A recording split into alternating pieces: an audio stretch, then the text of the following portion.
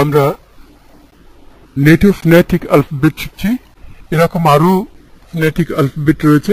যারা ডাক্তার তারা কখনো কখনো মেডিকেল ফোনেটিক অ্যালফাবেট ব্যবহার করে থাকেন।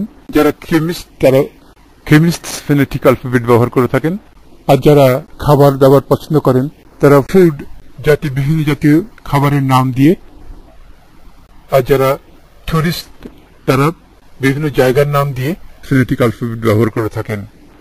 আবার অনেকে যারা ভালো বুঝেন না তারা অনেক সময় ক্যাট, ডগ, সি বলে চার্লি না বলে ক্যাট বলে থাকেন, ডি ডেল্টা না বলে ডগ বলে থাকেন। কিন্তু সেগুলি আবার যখন আমরা এয়ারফোর্সে, মিলিটারিতে, নেভিতে আমরা যখন যাব তখন সেখানে দেখব যে আমরা এগুলি জানি না, নতুন করে আবার ওগুলি শিখতে হচ্ছে।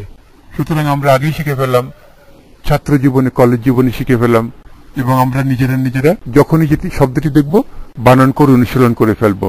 তাহলে একটি জিনিস চালু হয়ে গেলে পরের জিনিসগুলো আর কঠিন মনে হবে না। যদি আমরা কেউ ডাক্তারি করি তখন আমরা মেডিকেল ফোনেটিক অ্যালফাবেট শিখে বলবো, অসুবিধা নেই তো।